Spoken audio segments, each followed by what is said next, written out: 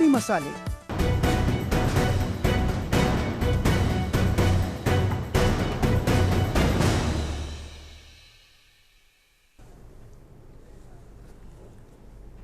नमस्कार, मुद्दे की बात पे आप सभी का स्वागत है। मैं हूं आपके साथ यशो शुक्ला और बात करेंगे आजादी का अमृतकाल गांव पे हाल।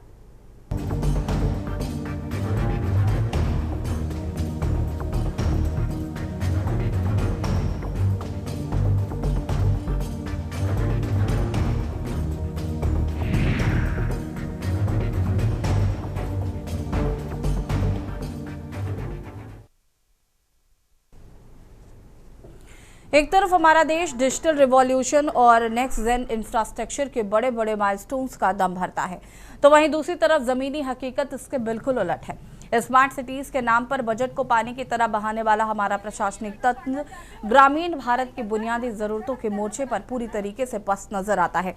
आखिर क्यों आधुनिकता के इस दौर में भी विकास के सारे दावे खोखले साबित हो रहे हैं?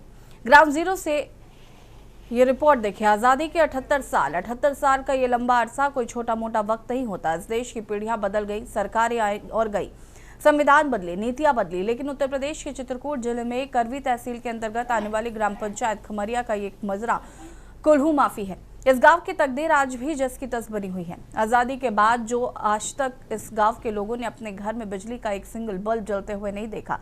विद्वानों और कथावाचकों के मंचों से आपने राम राज्य की बड़ी बड़ी बातें सुनी होंगी, लेकिन आज राम राज्य की असली और कड़वी हकीकत देखिए। मान्यताओं के अनुसार ये वही पावन धरती है जहां पर मर्यादा पुरुषोत्तम भगवान श्री राम लंका पर विजय प्राप्त करके चित्रकूट लौटे थे, तो इसी आदिवासी समाज के पूर्वजों ने घी के दिए जलाकर उनका स्वागत किया था। उन्हें कंदमूल फल फूल भेंट किए गए थे। सोचिए, जिन आदिवासियों ने भगवान राम के जीवन के अंधेरे को दूर करने के लिए दिए जलाए, आज उसी आदिवासी समाज की संतानों को कलयुग के इस तथाकथित राम राज्य में अंधेरे का वनवास झेलना पड़ रहा है। ये आस्था का अपमान नहीं होता और क्या है? ये उस आदिवासी समाज के साथ छल नहीं है तो और क्या है? जब रात होती है तो पूरा देश रोशनी से नहा जाता है, लेकिन कोल्हू माफी गांव में सन्नाटा और खौफ पसर जाता है। युग बदला तो इन ग्रामीणों ने खुद के पैसों से या जैसे तैसे चार्जिंग सोलर लाइट का इंतजाम किया है। दिन भर वो लाइट धूप में तपती है ताकि वो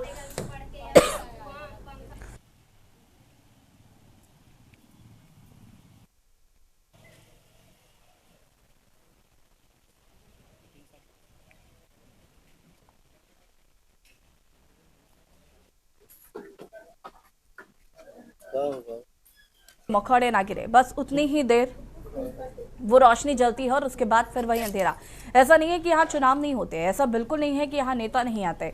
जब जब लोकतंत्र का महापर्व आता है, जब जब इन सफेद पोछों को वोटों की भीख चाहिए होती है, बड़ी बड़ी गाड़ियों का काफिला धूल उड़ाता हुआ इस धूल धूसरित गांव में पहुंचता है।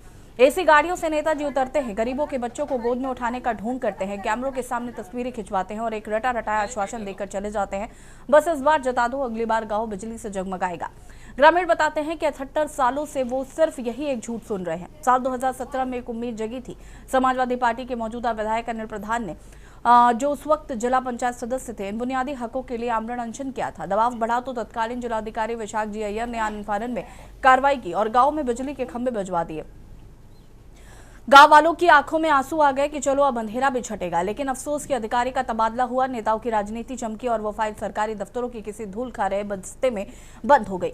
पोल वहीं के वहीं गड़े रह गए, लेकिन उनमें कभी करंट नहीं दौड़ा। तंत्र सो गया, नेता भूल गए। इस गाँव में सिर्फ बिजली का अंधेरा नहीं है, यहाँ शिक्षा और स्वास्थ्य व्यवस्था का भी जनाजा निकल चुका है। 150 लोगों की इस आबादी में कक्षा 1 से लेकर 5 तक का सिर्फ एक सरकारी प्राथमिक विद्यालय है। उसके आगे अगर किसी बच्चे को पढ़ना है तो उनकी बेटियों को उन्हीं जंगलों के रास्तों से जंगली जानवरों के साए में पैदल चलते हुए पड़ोसी जनपद बांदा के फतेहगंज जाना पड़ता है। अस्पताल, इस गांव के शब्दकोश में अस्पताल जैसा कोई शब्द ही नहीं है। कोई सरकारी या प्राइवेट क्लिनिक तक नहीं है। अगर कोई बीमार पड़ जाए, किसी गर्भवती महिला को प्रसव पीड़ा हो, तो 10 किलोमीटर दूर बांदा या चित्रकूट के शहरी इलाके में भागना पड़ता है। नतीजा यह है कि कई बार इलाज के अभाव में या रास्ते में ही ग्रामीण दम तोड़ देते हैं। क्या इन मौतों को हम प्राकृतिक मौत कहेंगे? नहीं, ये सिस्टम द्वारा की गई हत्याएं हैं। जब समाज सेविका अर्चना उपाध्याय अपने दलबल के साथ यहाँ पहुंचती हैं, बच्चों को जरूरत का सामान बांटती हैं और जिलाधिकारी से मिलने की बात कहती हैं, तो दिल में एक उम्मीद तो जागती है, लेकिन साथ ही प्रशासनिक तंत्र पर गुस्सा भी आता है। जो काम सालों पहले सरकारों को कर देना चाहिए था, उसके लिए आज भी गुहार लगानी पड़ रही है। कोल्हू माफी गाँव में ये मासूम बच्चे, ये बेटियां, ये कोई खैरात नहीं मांग रहे हैं। ये देश के प्रधानमंत्री या मुख्यमंत्री की कुर्सी नहीं मांग रहे, ये पढ़ना चाहते हैं। ये देश के सर्वोत्तम पदों पर बैठकर देश की सेवा पूरा करना चाहते हैं। इनके भीतर भी एक अब्दुल कलाम, एक अम्बेडकर और एक कल्पना चावला छिपी हैं, लेकिन इनकी उड़ान को इस व्यवस्था के अंधेरे ने कैद कर रखा है। आज सवाल है, चुनावी रैलियों में करोड़ों रुपए फूकने वाली पार्टियों के पास इस गांव में एक इंफ्रास्ट्रक्चर या ट्रांसफार्मर लगाने के पैसे क्यों नहीं हैं? जब हर घर नल और हर घर बिजली का दावा किया जाता है तो कोलू माफी को उस नक्शे से बाहर क्यों रखा गया? क्या इन 150 नागरिकों का वोट सिर्फ सरकारें बनाने के लिए है, अपने हक पाने के लिए नहीं? मंत्री जी, रुख बदलिए इस गांव की तरफ। आपकी बड़ी बड़ी योजनाओं की पोल ये गांव खोल रहा है। जब तक कोलू माफी गांव में बिजली का बल्ब नहीं जल जाता, तब तक इस देश का डिजिटल इंडिया कहना और राम राज्य का दम भरना सरासर बेईमानी है। चर्चा आज इस मुद्दे पर करेंगे।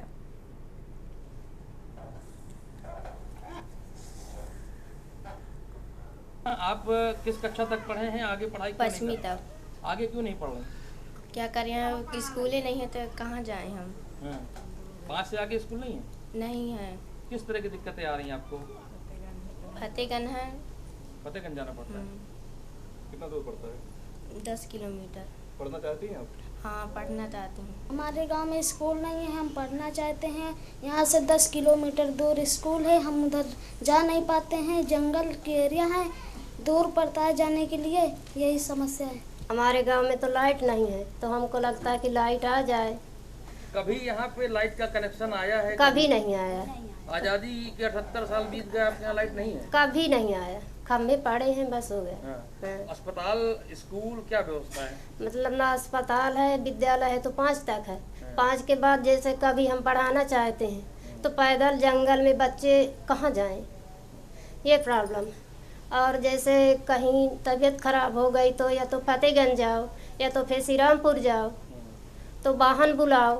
हमारे पास तो वाहन नहीं है, बस यही समस्या है। यहाँ से बहुत दिक्कत है हमें, लाइट फाइट का, उजेला का। और स्कूल है यहाँ? हाँ, स्कूल है। क्या कक्षा तक? 5 तक। उसके बाद पढ़ाई करनी है तो? तब हम वहाँ जा रहे हैं, फतेहगंज जाओ, बदौसा जाओ, करबी जाओ। तो क्या चाहते हैं? अब यह चाहते हैं कि यहाँ कोई व्यवस्था हो सरकार की तरफ से। पोलिंग डेट बना के रखा है, सेंट्रल गवर्नमेंट का रूल है।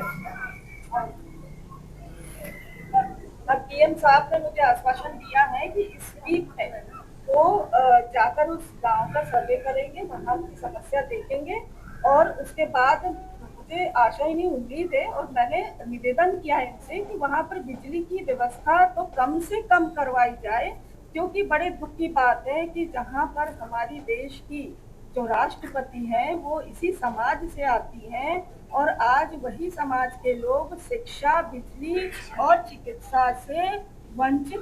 देखिए, मेरे संज्ञान में है कि कोलवा माफ़ी जो है वहाँ पर बिजली अभी तक नहीं पहुँच पाई है, तो इसकी मैं अभी जांच करा रहा हूँ वर्तमान में। और एक्सियन हाइडल के माध्यम से जांच आख्या मांगी गई है कि वहाँ पर वर्तमान में क्या स्थिति है और उसको कैसे बेहतर किया जा सकता है, इस संबंध में जांच आख्या मांगी गई है। उनके द्वारा हमसे 2 से 3 दिन का समय लिया गया, वो वर्तमान में जांच चल रही है, उसमें अग्रिम कार्रवाई की।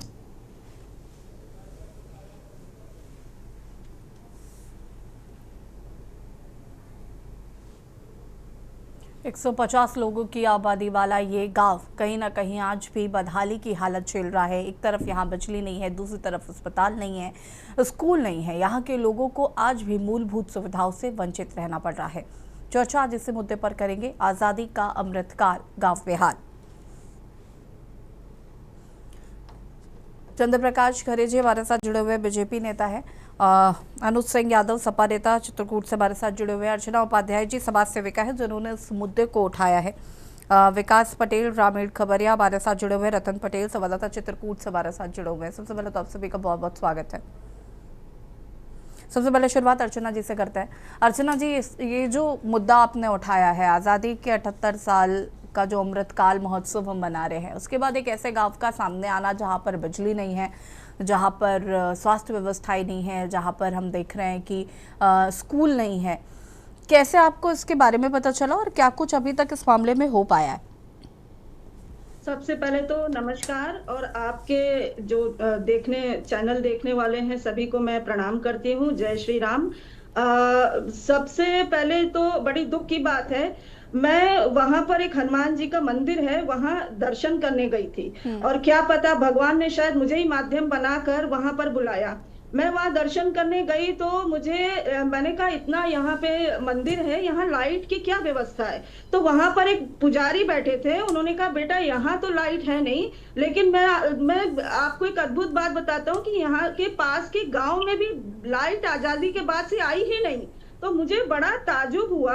मैंने कहा ऐसा भी गांव है, मतलब डिजिटल इंडिया है और हम कहाँ पे जाने की, मंगल पे और चांद पे जाने की बात करते हैं, और ऐसा गांव है जहाँ पे लाइट नहीं है। तो मैं वहां से उस मंदिर से सीधा उस गांव में गई और मैंने कहा चलो देखती हूँ कि वाकई में सच है कि नहीं। और वहां जाके मैंने देखा, वहां के लोग मुझे मिले और उनसे मैंने जब बात की, मैंने पूछा कि क्या यहाँ पे लाइट वाकई में नहीं है? तो उन्होंने कहा हाँ, यहाँ पे लाइट आजादी के बाद से आई ही नहीं। और मतलब वो सारे आदिवासी हैं, वनवासी हैं। कहा जाता है कि जब चित्रकूट में भगवान राम जी आए थे और जब इन्हीं के बीच में रहकर उन्होंने वहां पर चित्रकूट में जो वनवासी राम कहलाए, इन्हीं के साथ में रहकर, इन्हीं लोगों के साथ मिलकर धर्म की स्थापना की थी। और आज उन्हीं वनवासियों का ये हाल है कि वहां पर मूलभूत सुविधाएं तक नहीं है। फिर मैंने वहां पूछा यहाँ शिक्षा का क्या साधन है? तो वहां पर 5वीं तक तो स्कूल है, लेकिन बच्चे बोलते हैं 5वीं के बाद यहाँ से जाने का साधन नहीं मिलता है। तो वो बच्चे गांव में यहाँ वहां घूमते हैं और मजूरी करके अपना पालन पोषण करते हैं, उनको मतलब कोई सुविधा नहीं है। फिर मैंने कहा यहाँ पर चिकित्सा की क्या व्यवस्था है? क्योंकि मेरे सामने एक लड़का खड़ा था, उसकी आंखों के ऊपर स्वेलिंग थी, सूजन थी। तो मैंने पूछा कि बेटा आपकी आंख में क्या हो गया? तो उसने कहा मुझे कीड़े ने काट लिया। तो मैंने कहा आपने डॉक्टर को नहीं दिखाया? बोले किसको दिखाए? तो इतनी दुख की बात है। मैंने कहा इस पे कुछ दवाई लगाओ, क्या करोगे? बोले कहाँ से, कैसे करें? यहाँ कोई डॉक्टर नहीं आता है, कोई सुविधा नहीं है। तो इतना मुझे मतलब इतना दुख हुआ कि बताइए क्या इनकी जान की कोई कीमत नहीं है? क्या इनको जीवन जीने का अधिकार नहीं है? क्या इन्हें बिजली और शिक्षा और मेडिकल चिकित्सा का कोई अधिकार नहीं है? ये भी हमारे देशवासी हैं, इन्हें मूलभूत सुविधा मिलने का पूर्ण अधिकार है। पर आज वहां की व्यवस्था देखिए, वहां के लोगों को देखिए, और मैं उन लोगों को सैल्यूट करती हूँ जो कुछ ना होते हुए भी वहां रहते हैं और सबसे बड़ी बात कि वोट देते हैं। आप ये समझिए, इससे बड़ा दुख और क्या हो सकता है? वोट लेने के लिए वहां पर पोलिंग बूथ बनाया जाता है। पिछले साल उन गांव वासियों ने वहां पर विरोध किया था, उन्होंने कहा हम वोट नहीं देंगे, जब तक यहाँ पर बिजली नहीं आएगी हम वोटिंग नहीं करेंगे। बवाल हुआ, झगड़ा हुआ, उन्हें बहलाया गया, फुसलाया गया और उनसे वोट ले लिया गया। और वोट लेने के बाद में आज भी वहां बिजली की व्यवस्था नहीं थी। ये तो मैं चित्रकूट की मीडिया को धन्यवाद कहूंगी और हमारे डीएम साहब को धन्यवाद कहूंगी, जिन्होंने इस मुद्दे को उठाकर और वहां पर जाकर तुरंत एक्शन लिया, वहां पर भ्रमण किया और वहां पर बिजली लाने की उन्होंने बात कही है और वो प्रोसीजर भी शुरू हो गया है। हमारे साथ यहाँ पर विकास पटेल जी हैं जो कि वहीं रहते हैं।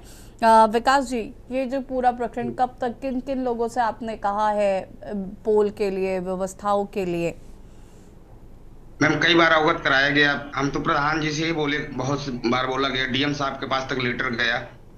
ये 2017 में वहाँ पोल एक बार अनशन हुआ था, विधायक अनिल प्रधान जी ने किया था, तब जाकर के पोल पड़े थे। उसके बाद से फिर कोई सुनवाई नहीं। फिर ये बताया गया कि रेंज विभाग द्वारा एनओसी नहीं मिल रही है, तो इस कारण से नहीं लाइट जा पा रही है। तो फिर इसके बाद बहुत दिनों तक ये मुद्दे उठते रहे। वो गांव में भी आप जाइए देखिए थोड़ा, कभी बहुत सी मतलब ऐसी समस्याएं हैं कि लोग बहुत परेशान हैं, लेकिन वहाँ का न प्रधान कभी सुनने वाला, 5 बार से प्रधान है, कभी किसी के कोई जनता सुनने वाले के लिए तैयार नहीं। वो लोग आदिवासी लोग हैं, उनके लिए सिर्फ ना तो आज तक लाइट की कभी व्यवस्था की, ना तो कभी मुद्दे उठाए कि मतलब ये 8 तक का विद्यालय होना चाहिए या वहाँ स्वास्थ्य सुविधाएं होनी चाहिए, ना तो वहाँ आंगनवाड़ी केंद्र है, ना तो कोई आशा बहू जाती है, कोई भी, ना तो वहाँ एम्बुलेंस जाती है। कभी कोई मतलब ऐसी कोई सुविधाओं का लाभ नहीं मिला हमको और ना मिल रहा है। तो हमारी आपके चैनल के माध्यम से यह गुजारिश है कि कम से कम थोड़ा सा, अगर इतना पहल उठाया है अर्चना जी ने, तो इसको आगे तक बढ़ाया जाए और ये सब चीजें वहाँ जरूरत जो है तो उनको पूरा किया जाना चाहिए।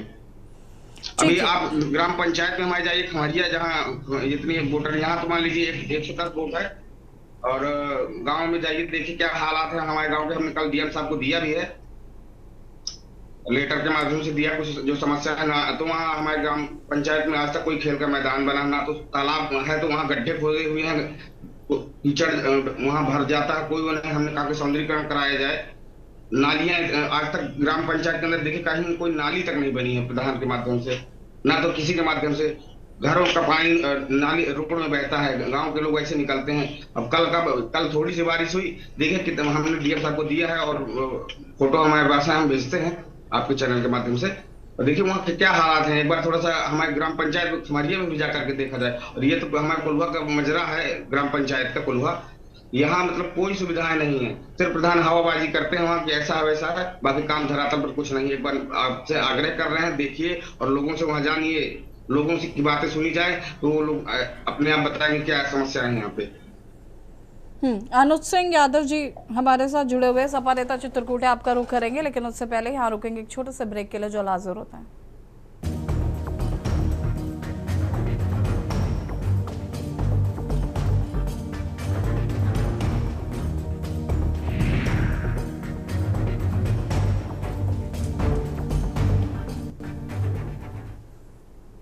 ब्रेक के बाद एक बार फिर से आप सभी का स्वागत है और बात कर रहे हैं आजादी का अमृतकाल गांव बेहाल। चर्चा से मुद्दे पर अनुज सिंह यादव जी सपा नेता है चित्रकूट से। अनुज जी, ये जो पूरा प्रकरण है, विपक्ष ने क्या किया इस मुद्दे के लिए? अनम्यूट कीजिएगा।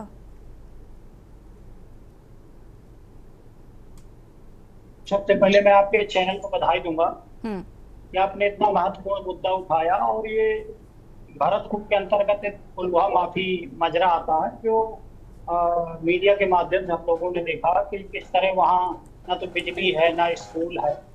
और ये जहाँ एक तरफ 10 साल से भारतीय जनता पार्टी इधर अमृतकाल मना रही है, हर गांव में कह रहे हमने बिजली पहुंचा दी सौभाग्य योजना के तहत, तो ये अमृतकाल को आईना दिखाती हुई तस्वीर है। और कह रहे हैं हर घर में जल योजना के तहत हमने हर घर में जल योजना पहुंचा दिया, जल पहुंचा दिया।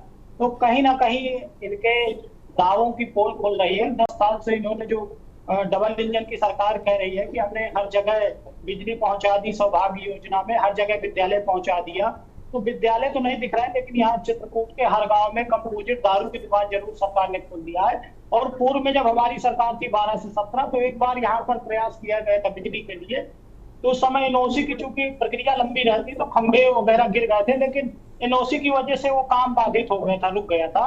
सर,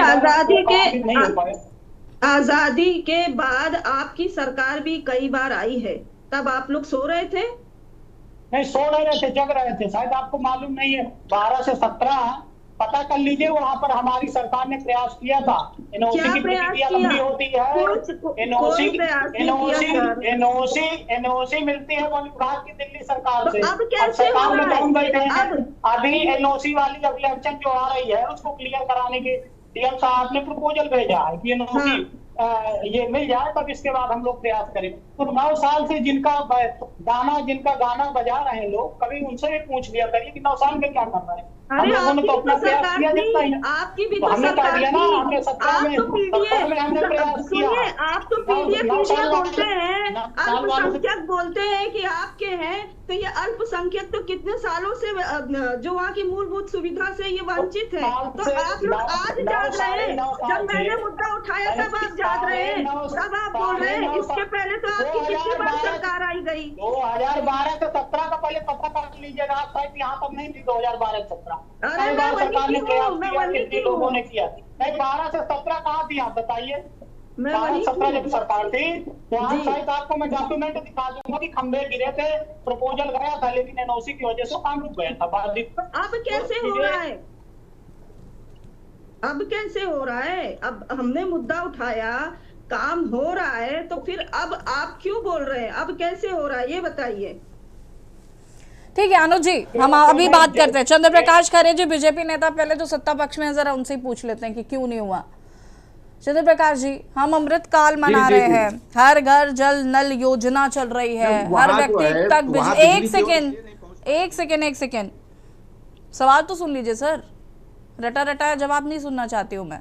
मुझे ये बताइए कि एक लंबा समय बीत चुका है। चलिए ठीक है, पूर्ववर्ती सरकारों ने कुछ नहीं किया, समझ लिया। आपकी सरकार तो कह रही है ना कि हम बिजली दे रहे हैं, हम पानी दे रहे हैं, हम सारी व्यवस्था करा रहे हैं, सुदूर बैठे गाँव को भी सब कुछ मिल रहा है। तो ये गाँव कैसे अछूता है?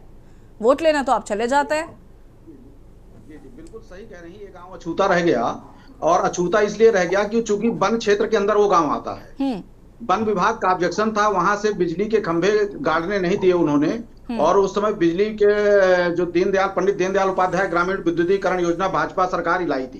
केंद्र सरकार माननीय मोदी जी ने उसको प्रारंभ किया था, जिसकी बात अभी ये अनुज यादव जी कर रहे थे कि हमने वहां खंभे गिरवाए। तो खंभे तो इस योजना के तहत वहां गए थे, और उस योजना के तहत वो खंभे गए, लेकिन वो गढ़ इसलिए नहीं पाए कि वन विभाग ने उस पर ऑब्जेक्शन किया। तब उस पर जो है सोलर योजना के तहत उस गांव को आच्छादित करने का काम हुआ था, और वहां सोलर प्लेटें बांटी गई थी, सोलर प्लेटें उनके घरों में लगाई गई थी और बिजली उपलब्ध कराई गई थी सोलर से। लेकिन अब वो सोलर आप जानते हैं कितने समय तक चलेंगे, वो बैटरियां खराब हो गई, धीरे धीरे सब मुझे लगता है गड़बड़ हो गया होगा। इस बीच वहां कोई इस तरह का काम नहीं हो पाया है, तो इस कारण से वो विद्युतीकरण कराया गया। गाँव वहां, उस गाँव में स्कूल वहां खुला, 5 तक स्कूल वहां चल रहा है। लेकिन अब उच्च शिक्षा के निश्चित तौर पर जो 20-25 घर 200 मुश्किल से लोग वहां पर होंगे, तो ऐसे में प्राइमरी स्कूल जो है वहां पर है, लेकिन जूनियर स्कूल या उससे ऊपर का स्कूल वहां नहीं हो पाया, ये बात सच है। लेकिन पास में ही गांव फतेहगंज पड़ता है, वहां पर है, और ऐसे इतनी दूरी पर लोग पढ़ने जाते हैं। अमूमन ऐसी कोई समस्या नहीं है कि लोग नहीं जा सकते, वहां जाते हैं। फतेहगंज में उनको सारी सुविधा मिल जाती है, वहाँ इलाज की भी सुविधा है, वहाँ अच्छे स्कूल भी हैं, तो ये सुविधा वहाँ के गांव के लोगों को मिल जाती है। तो फतेहगंज 10 किलोमीटर दूर है खरे साहब। और दूसरी बात, आप लोगों ने भी एनओसी के लिए कुछ प्रयास क्यों नहीं किया अभी तक? आज जब हमने इस मुद्दे को उठाया है तब फिर नहीं, आप सही कह रहे हैं। हाँ, नहीं, हमारे साथ आप भी शामिल हैं। देखिए, मैं गांव के एक व्यक्ति से मिली हूँ, बच्चों से मिली हूँ, महिलाओं से मिली हूँ। उनका यही कहना है कि फतेहगंज कोल्हुआ माफी गांव से 10 किलोमीटर दूर है, और वहां तक जाना जंगल के रास्ते से। नहीं, आप सही कह रही हैं। हाँ। आज से जो है 8-10 साल पहले जो है, जब भाजपा की सरकार नहीं थी, तो उन लोगों को वोट डालने के लिए यहाँ आना पड़ता था। वहां पर बूथ नहीं बनता था, वहां विद्यालय बना, वहां पर बूथ बना, वहां भाजपा की सरकार में वहां बूथ बना, वहां वोट पड़ने लगा। नहीं, वहां के लोग वोट ही नहीं डाल पाते थे। वही तो बात है, वहां के लोग वोट ही नहीं डाल पाते थे। आपको मालूम है, पिछली बार गांव वालों ने विरोध किया था कि हम वोट नहीं डालेंगे, यहाँ पर बिजली की हमारी व्यवस्था नहीं। हाँ, फिर उनसे वोट लेने के बाद में बड़े बड़े वादे किए। हाँ, वो भोले भाले लोग हैं, वनवासी हैं, बड़े बड़े वादे करके वोट लेकर फिर उनको मरने छोड़ दिया। सर, वो लोग मरने नहीं छोड़ दिया गया, ऐसी बात नहीं है। लेकिन ये बात जरूर है कि वहाँ क्या उनको उजाले में रहने का अधिकार नहीं है? नहीं, इनका जो मेन कंसर्न है अर्चना जी, वो ये है कि 150 लोगों के लिए हम इतनी मेहनत क्यों करें। वो ये क्या है, क्योंकि 150 ही परिवार तो रहते हैं वहां पे, इतनी कौन सी बड़ी बात है, हम क्यों करें। अभी तो आप यही कह रहे थे ना, कम संख्या प्राथमिक विद्यालय हमने दे दिया, बहुत एहसान कर दिया गांव वालों के ऊपर। ये बताइए, ये वो देश है, एहसान की कोई बात नहीं है। वहाँ अगर वन विभाग का ऑब्जेक्शन नहीं होता, वन क्षेत्र के अंदर वो गाँव नहीं होता, तो कोशिश क्यों नहीं की गई? एक मिनट, केंद्र में आपकी सरकार है, उत्तर प्रदेश में आपकी सरकार है, आप चाहे तो क्या नहीं कर सकते हैं? अगर कोशिश करने पे आते तो शायद कर लेते ना। अर्चना जी कर तो रही है कोशिश। आप सुनिए, हम वो देशवासी हैं, हम वो हिंदू वो सनातनी हैं जो गर्मी में पंछियों को पानी पिलाने के लिए जगह जगह मटके रखते हैं।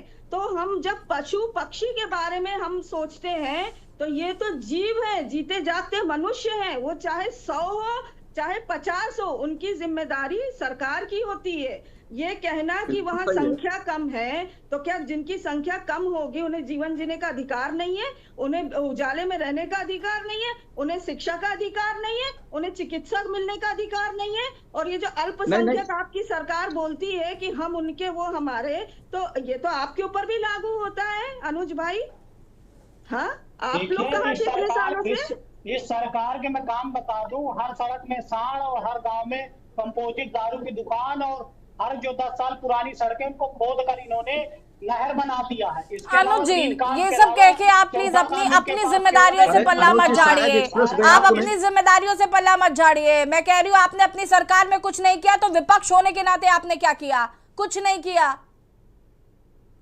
भ्रष्टाचार हुआ कि शायद भारत देश के किसी एक्सप्रेस में इतना भ्रष्टाचार न हुआ। अरे भैया, चलने के लिए सुविधा आपको मिल रही है, उसको देखिए, 3 घंटे में आप पहुंच रहे हैं झांसी।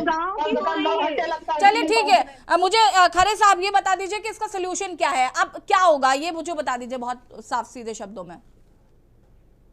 मैम, हम कुछ कहना चाह रहे हैं, हम कह रहे हैं कि अभी भी वो लोग राशन लेने के लिए पूरा जंगल पार करके आते हैं, या तो 20 किलोमीटर घूम करके आते हैं, या तो फिर वो जंगल से चढ़ करके आते हैं, वहाँ जंगली जानवर। खरे साहब जवाब दीजिए प्लीज, मुझे बहुत कम शब्दों में बताइए कि इसका क्या करना है, बिल्कुल, कैसे सरकार इस पर बहुत क्या जायज मांग है और इस पर बड़ी गंभीरता से हम लोग विचार करेंगे और निश्चित तौर पर प्रशासन से पहल करके इस पर हम लोग तेजी से काम करेंगे कि वहाँ जल्दी से जल्दी ये सब सुविधाएं वहाँ उपलब्ध हों, वहाँ पर बिजली पहुंचे और राशन की जो व्यवस्था इन्होंने बताई है, तो हम लोग जिलाधिकारी महोदय से बात करके कोशिश करेंगे कि राशन की व्यवस्था उनको वहीं उपलब्ध हो, कोटेदार वहीं जाकर के उतने लोगों को राशन वहां पर दे, उपलब्ध कराए, यह भी व्यवस्था कराने का हम सब काम करेंगे और जिलाधिकारी महोदय से मिलकर के इस पर आग्रह करेंगे कि वहां पर कोटेदार जाए और उनको राशन उपलब्ध रहना चाहिए। बिजली पानी तो हर व्यक्ति का हक है, तो उन्हें तो मिलना ही चाहिए। फिलहाल वक्त की कमी, आप सभी का बहुत बहुत शुक्रिया चर्चा में शामिल होने के लिए। बात कर रहे थे आजादी का अमृतकाल, गाँव बेहाल, जिस तरीके से तस्वीर सामने आई है कई सवाल खड़े करती है। के न्यूज की खास पेशकश में फिलहाल इतना ही, देखते रहिए के न्यूज इंडिया। नमस्कार।